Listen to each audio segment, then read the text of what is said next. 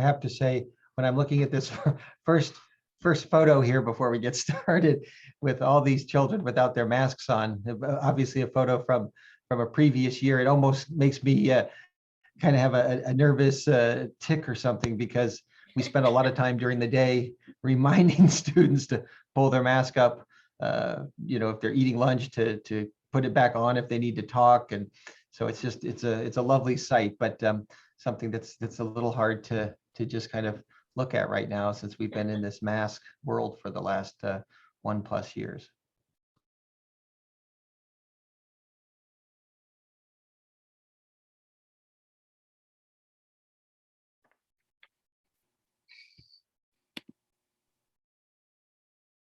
Well, it is a couple minutes after 7 o'clock, so I think we will go ahead and get started. And we promise to end by 7:45, because as I mentioned earlier, I know some of you may have just put your child to bed, or you're going to be doing it afterwards.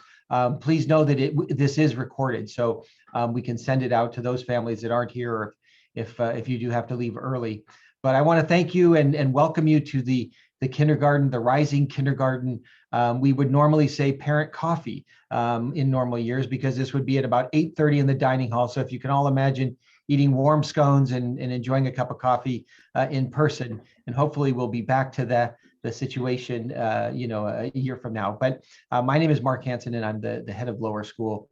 And this is always a highlight of the year, because as we're kind of ramping up for the end of the school year, when we're finishing a year, we're also starting to look forward to the next year, and welcoming all of you and joining us tonight, and the new families that will be joining us this summer to Academy. And this is a fun evening of a chance to get to know the program.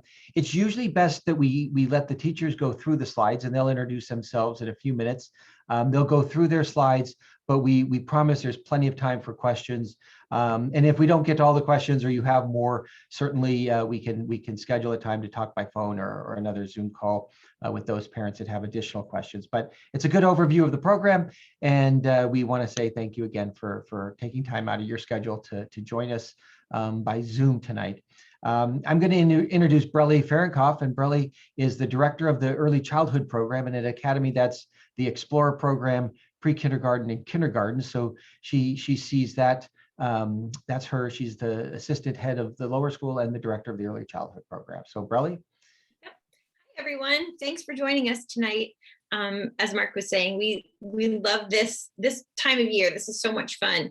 And looking at the kids since we've come back from spring break, it's amazing how big they're getting, how old they look. And this is kind of that magic time of year when everything's all coming together for them. So it's a super fun, super exciting time of the year for your students and for us as teachers.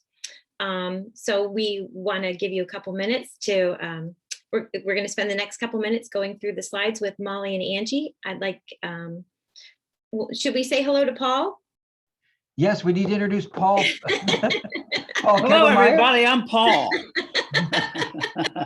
Paul is the director of our academic program. So Paul, please say a few words. Yes. It's been a privilege of being at Clemson Academy for 33 years. I'm a director of academic programs, and also I help support students online.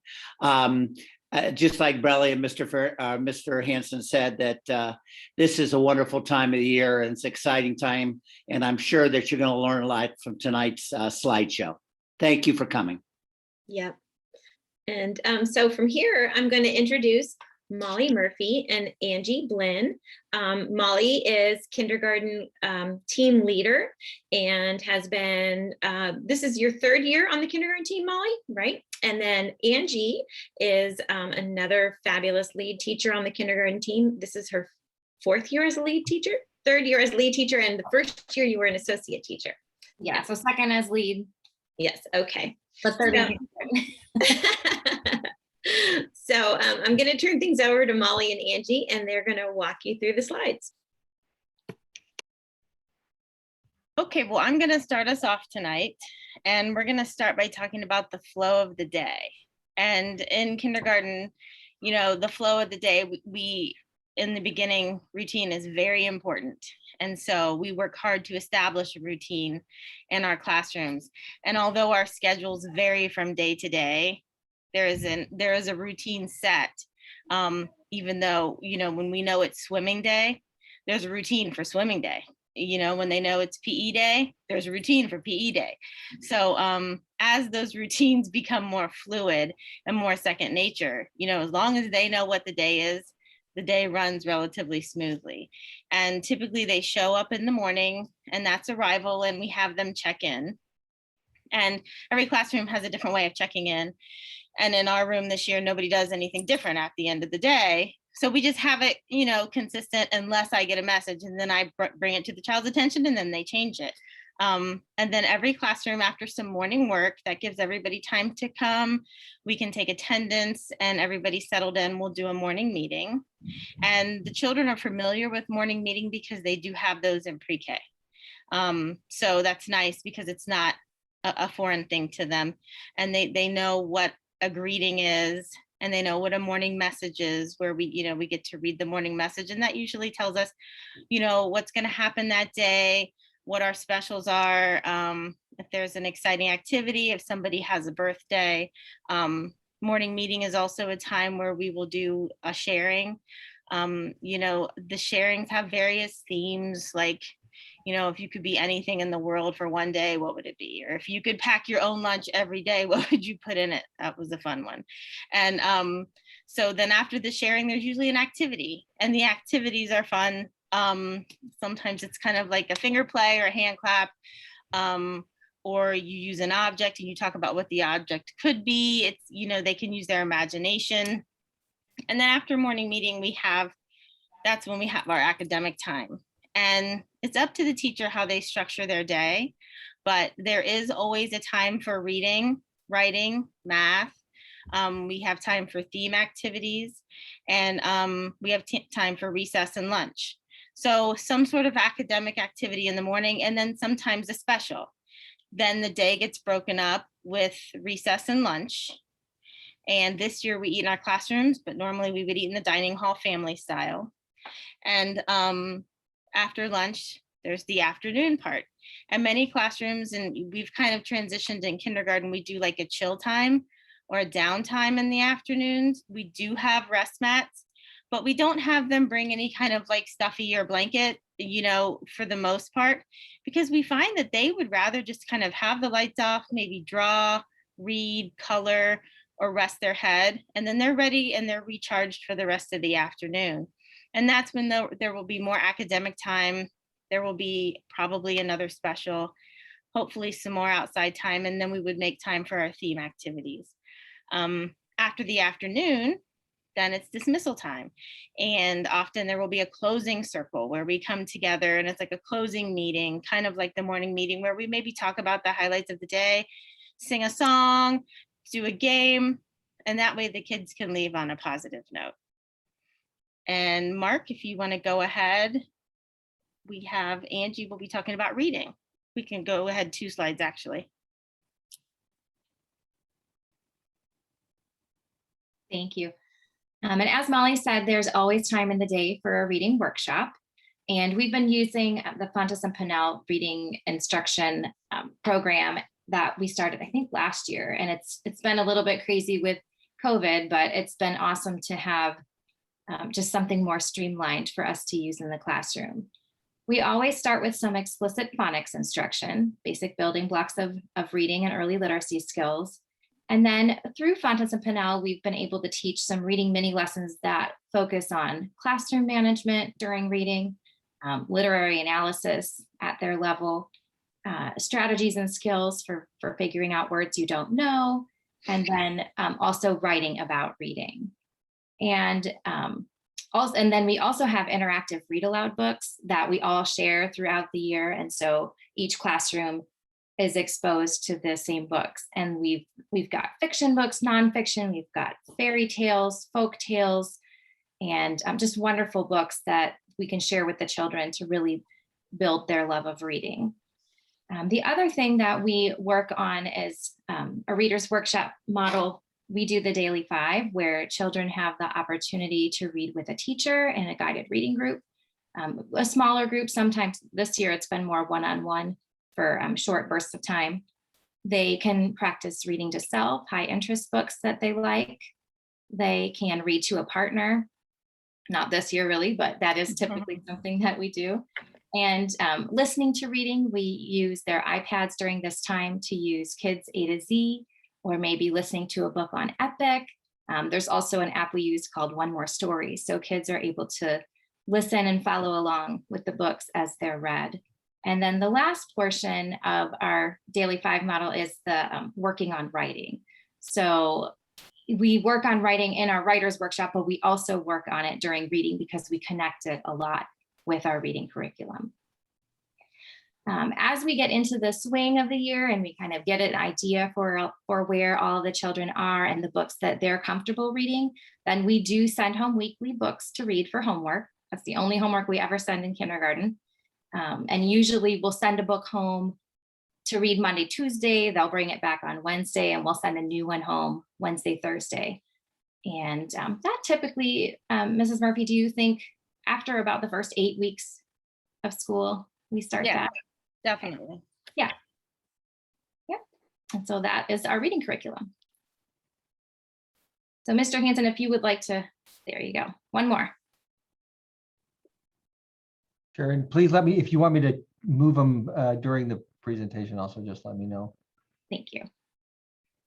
Thank you, Mark. In kindergarten, it's a big time for writing, and they come to us at all levels of writing. You know, we know they've been practicing writing their name most of the time. Some of them have, you know, been practicing with different types of lines, curves, and straight lines, and wiggles and squiggles and all kinds of things. And so kindergarten is really an appropriate time to start kind of, you know, modeling how the letters should be made, and, you know, inviting them to practice, and talking about the difference between uppercase and lowercase, working on, you know, how to write on the line, and even introducing some creative writing. So in the beginning, you know, we just kind of see where they are, and and so, you know, a lot of labeling, a lot of drawing, label your drawing, tell me about your drawing. We will model the writing, we'll write it for them, or we'll write it in a way that they can trace it. And, you know, with the daily practice with the writing, you would be shocked at how well they progress. And like I said, they're at all different levels, and some of them pick up on the mechanics quickly. So they may be writing in all caps and they have a really firm pencil grip, but they have spaces and periods. Some of them may have beautiful lowercase letters, but there's not a space to be found. So we have to go back and we have to talk about putting in the spaces. So like I said, we try to fit writing in daily, and that's often part of the reader's workshop. Some people introduce like a daily 10, where it's like 10 minutes of quiet writing.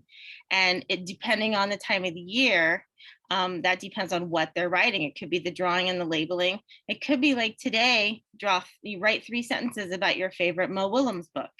And so even though their sentences may look a little different, that is also a time where the teacher can conference with them, and we can help them get their thoughts on paper, and we can help them, you know, integrate those skills like spacing and punctuation and capitalization. So we also incorporate writing throughout other areas in the classroom. Our thematic units, you know, by midway through the year, we are writing about the US symbols. We are writing about community. We are writing about the ocean. And we just, you know, we're talking yesterday, we're really excited about our ocean research. And we will invite them to, you know, research, and of course we will guide them, but then they get to write what they learn about their ocean creature. So that's writing.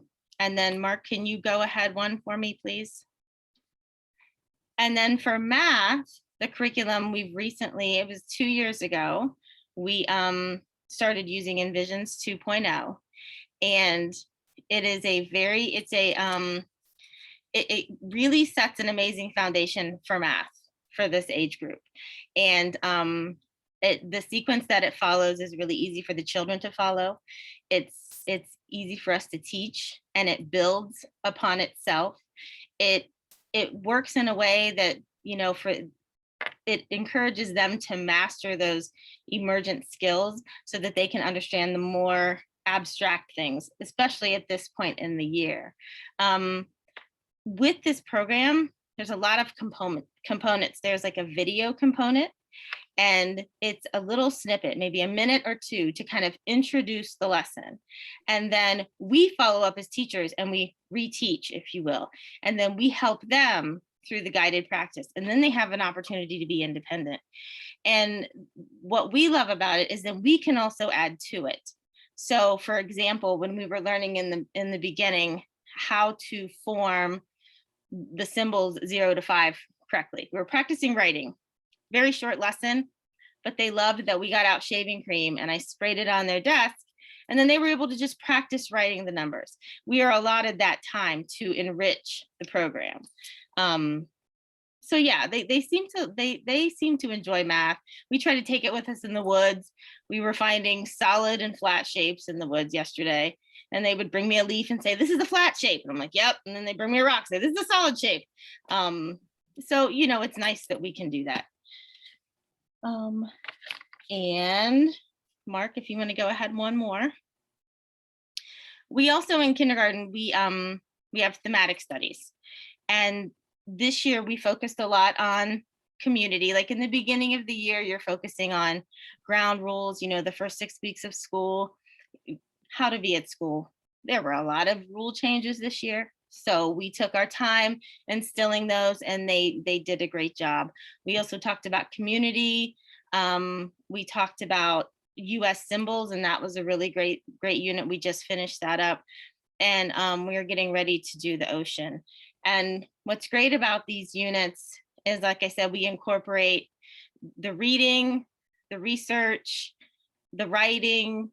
The children can connect with all of the things we talk about. And there's also sometimes at-home projects, like they got to make an American flag at home, and it was really nice because after they create this project with their families, they bring it in and share it with the class, and they're all so very proud. And the themes, they're not always steadfast. We've discussed that, maybe something will happen in a certain year where we want to, focus on something else. So that's always an option. And I think now Angie is going to talk about Forest Fridays. Yeah, if you can go forward. Awesome. So those of you who have your children here for pre-K, or if you've been in the Explorers program, you're very familiar with the forest that in Forest Friday. We are so lucky to have this beautiful campus where we can get out and explore. And most of us, there are times where we have an agenda, a specific thing we'd like for the kids to see, or a specific place we'd like to go, but often it's really flexible. Molly, just like you said with themes, we're all about flexibility. And if there's something that a child wants to do and we are able to accommodate that, then that's exactly what we do. And so kids love Forest Friday. We gear up no matter what the weather, as long as, we put on our snow pants, we put on our boots, we put on our coats and hats, and we go out and play in the snow. If it's raining, no big deal. We can put on our rain gear and get out and get some fresh air. And we explore in the creeks, we play in the mud, we find new animals, and it's such an amazing place to be. And looking forward to that each week it's fun for the teachers, and it's fun for the kids to know that we'll be able to do that every single week. Mark, would you? Well, I'm going to talk briefly about morning meeting. I did talk more about it earlier than I had intended, but as I said, the pre-K children are pretty familiar with it. And if you're not familiar with it, it's just a great time for community. And it too has its own routine. So the children know what to expect. They even know that on Mondays, one of our greetings is "What's the news?" So we've made that part of our Monday morning work. They get to come in and draw a picture and write their news. So it's kind of become part of what we do. Even on Monday mornings, we're prepping for morning meeting, and that's totally on them. And So they come in, we have our greeting, and the greetings vary. You know, we have a knock knock greeting, we have some rhymes, we do things with rhythm, and we try to keep them, you know, we have a variety, but we try to revisit the same ones because the children enjoy them and they get to know them and they ask to do them. And then, like I said, there's a morning message that's informative and it tells them about their day. And at this point in the year, we invite children to kind of read some of the words or see if they can recognize a word or they can read what the special is. And there's also that sharing piece that I talked about and an activity. Thank you. Okay, so our social emotional learning happens with and the acronym CARES. So we are in a responsive classroom school, and all of the teachers have been through at least one round of the responsive classroom training, and we're lucky enough that we get to do it another round this summer. And what we do when we're working on community at the beginning of the year is really talk about our CARES acronym. We talk about cooperation or working together. We talk about how to be assertive, how to let somebody know what you're thinking in a respectful way. We talk about responsibility, and we try to build independence as well. I know that all of our early childhood programs work hard on independence, but being responsible for coming in and turning in your work, turning in your red folder, putting your things away, the routines really help. So responsible empathy, learning how to think about how others might feel in certain situations. And then also learning how to use self-control, like get your body calm and really notice and be aware of those feelings. So that is a big part of our first 6 weeks of school in our community unit, but we use it all year long. And we always refer to our rules. The kids help us come up with the rules, but typically they always end up being, we take care of ourselves, we take care of each other, and we take care of our space. And really, if we're doing all of those things, then we're creating a wonderful environment and a safe environment for all of our kids to be able to learn. And if Molly wants to talk about senior buddies, we can need one more slide, Mark. Okay, well, senior buddies is always an exciting part of the kindergarten year and the senior year. And I'm going to talk about how senior buddies, you know, how the whole interaction would work in a typical year. And initially they would meet on the first day of school at convocation. And that's kind of a get to know you time. They meet each other, they're paired up during convocation, and then, you know, they get to go have some food together and they get to play and they get to talk. And then that kind of turns into this buds relationship that will progress throughout the year. And once a month, there is some sort of communication where either the seniors write to the kindergartners or the kindergartners draw or write for the seniors.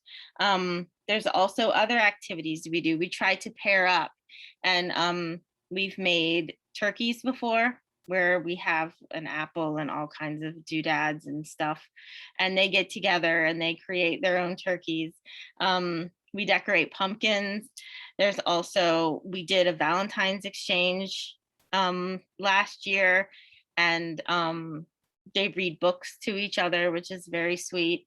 And at the end of the year, there's typically a senior buddy breakfast. This year, it's been a little different. And, you know, I will say that we all, the kindergarten team and then the senior team, you know, we really worked hard to try to make this an amazing experience, even though we were in, you know, this time. And in the beginning, instead of the convocation meeting, they made each other videos to kind of tell what their names were, how many siblings they had, what their favorite food from the dining hall was. And it was really cool because, you know, that's how they met each other. And then we would do these Zoom meetings. And so then they get to see each other. And we did different things, like the winter, they made snowflakes together, and they've read to each other. You know, to end the year, they're going to give each other advice over Zoom. So, you know, we're going to practice, and they're going to be able to tell each other, you know, like our kids can say, make sure, you know, whatever their advice is for what's to come. But it's a very sweet experience, and we would do that anyway, but we're just doing a little different. But it's pretty amazing. Oh, Angie's going to introduce the team. Next slide. All right, so this year we have had Ashley Schreiber, Diane Chapman. Let's see, my screen just went out for a second. Miss Megan Quinn, Mr. Heitenhove, Mrs. Murphy, and myself. And we've all been the lead teachers. And typically it's lead teach, 2 teachers in a classroom. So we'll have to wait and see what next year brings. But this has been an amazing team to work with. We'll see what happens. Thank you very much, Angie and Molly, for your presentation. And I'll just kind of go back, I think, to the, oh, sorry, you had another slide. My apologies. This is kind of our wrap it up slide. It's just a nice quote.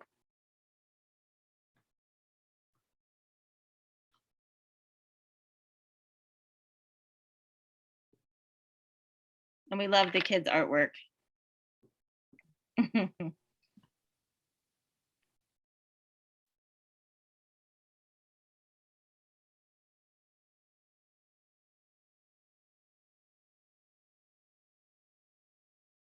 So are we probably now ready for questions, you think, Mark? Sure. And I just wanted to say thank you, Molly and Angie, for your presentation. And part of the challenge of putting a presentation like this together is, our goal, and certainly our plan is moving forward, is we will not be in the pod environment next year. But that's a really hard thing to be definitive about, because just as you probably heard on the news today, we moved back into the purple, the highest zone of COVID, in the scale. And so the plan, though, is we do feel that they'll reduce the number of feet, the recommendations, from 6 to 3, which puts us back into a normal environment. And certainly there'll be some things that will still have some restrictions on it, but we're hopeful and planning.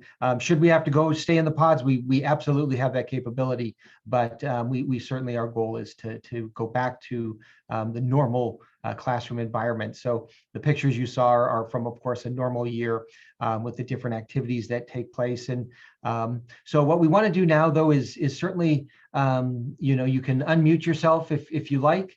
And if you have any questions, we'd love to answer any questions that you have. And I guess the other part is maybe questions will come up between now and the end of the year. And please feel free to reach out to Paul, Brelly, or I, and we'll make sure that the kindergarten teachers get your questions, or we'll answer them of ones that come up between now and when school starts in the fall. But we're already putting in plans and looking at all sorts of things and all the details that go into planning for the new year.